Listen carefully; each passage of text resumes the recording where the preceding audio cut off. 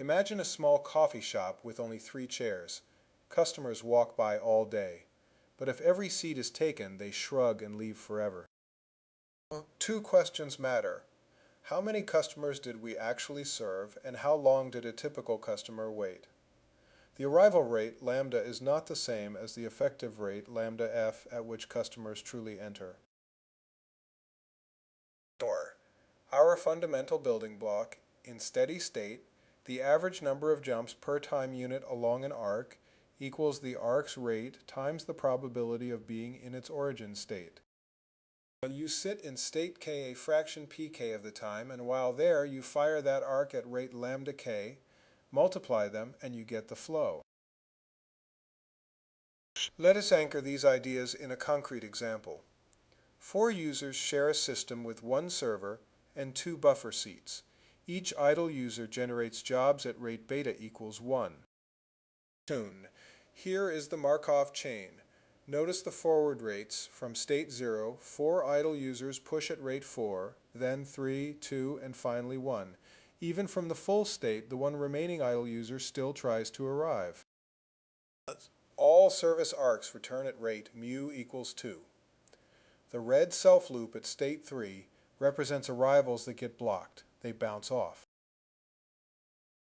Using the cut method, we find the state distribution. These probabilities are our raw material. The effective arrival rate counts only arrivals that actually enter. We sum the flow on every non-blocking arc. So for our example, arrivals from states 0, 1, and 2 all get admitted. The sum gives 16/9 jobs per second. Next, the mean number of customers in the system is simply the weighted average of the state index. Plugging in our probabilities, we get 17/9 customers on average. Now Little's law closes the loop. The mean time in system equals the mean number divided by the effective arrival rate. Crucially, we use lambda EF, not lambda. Blocked customers never enter the box, so they cannot appear on either side of the equation. But total time in the system is not pure waiting. It includes service. To isolate the buffer wait, we subtract the mean service time. Splitting our time bar. The yellow part is the wait in the buffer. The green part is the time being served. Service takes 1 over mu, which is 1/2 second, or 8/16. Subtracting the buffer wait is 9/16 of a second. And now, for a subtle pitfall, many students assume blocking probability is just PL, the probability the system is full. This is only true when arrival rates are constant.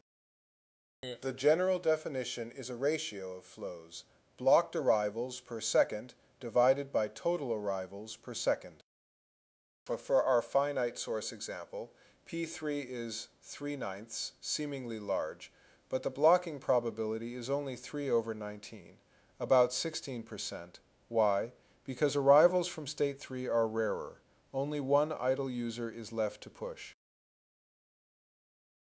While stepping back, every formula here springs from a single mechanic, counting jumps per time unit on specific arcs of the Markov chain. Flow on an arc gives us arrivals, throughput, and blocking. Little's law ties the head count to the waiting time. Pair them carefully, always lambda f, never lambda, and the entire system reveals itself.